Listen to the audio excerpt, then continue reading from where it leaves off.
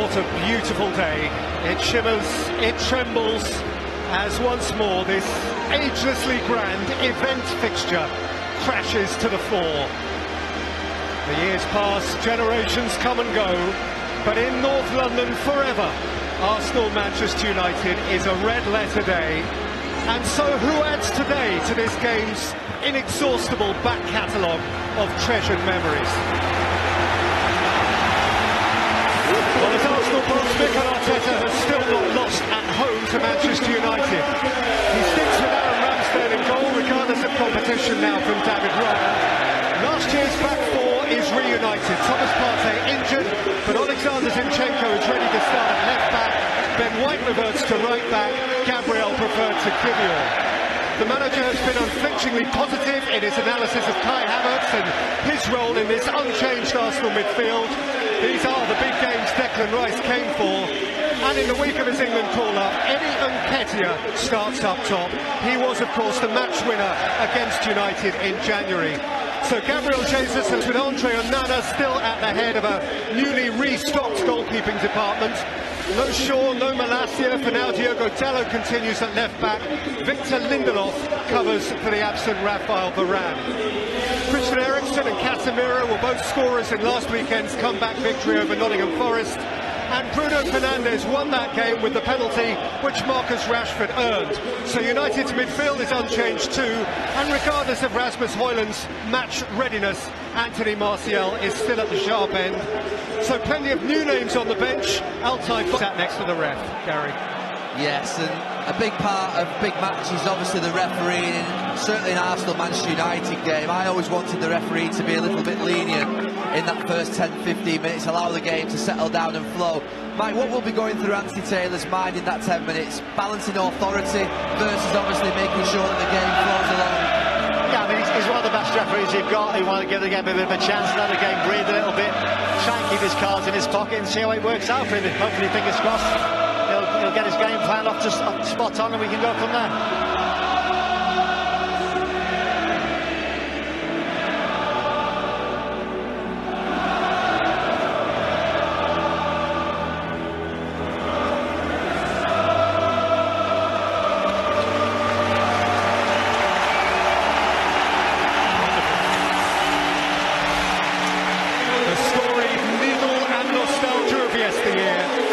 The sharp end, consequence of the here and now. Once upon a time between them they ruled the land. Last season, for the first time in just more than a decade, Arsenal and Manchester United finished together in the top three of the Premier League. It's nearly how it used to be. So City perfect, Spurs purring, Liverpool gathering speed, and it's not just them. The early pace is hot. To misstep even once is potentially to be left behind. It always has been, Gary, but it's certainly true today. It'll be a horrible one to lose. Yeah, it will have such an important impact upon how each team views their start of the season, and Manchester United have got on the ball early. Martinez, Casemiro from deep midfield, picked off by Zinchenko, finally starting again at left back for Arsenal, who are suddenly familiar. Lifted over the top from Martinelli, and Martinelli sent it back behind Nketiah and beyond the reach of Odegaard. Oh, there's nearly a chance. Martinelli had two players, Odegaard and Nketiah. He just played it in between them.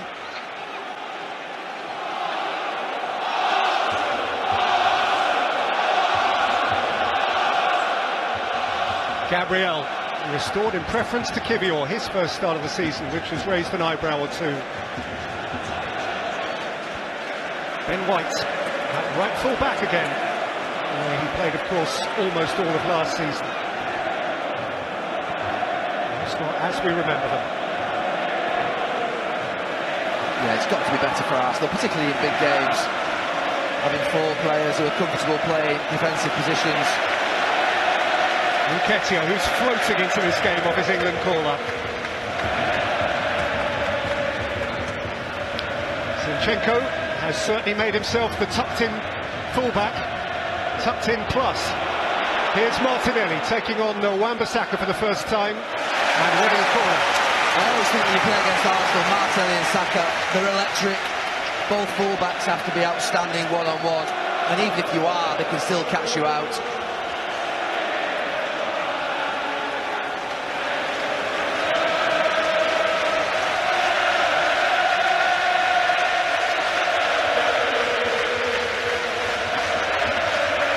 Saliba right on Anana's toes.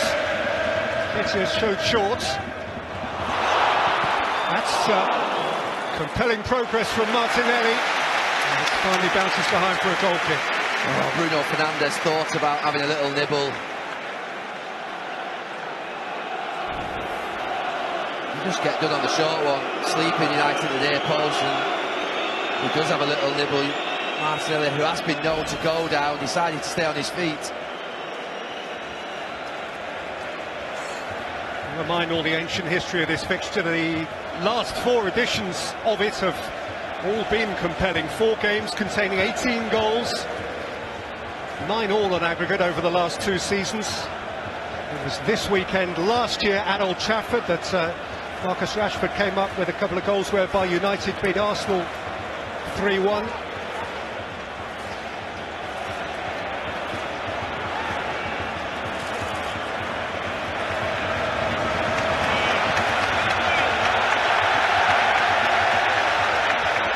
Card, amongst others, refusing to let United escape easily.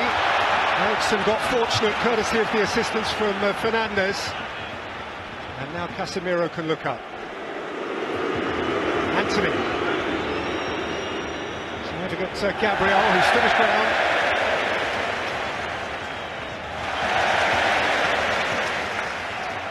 Nice. Havertz.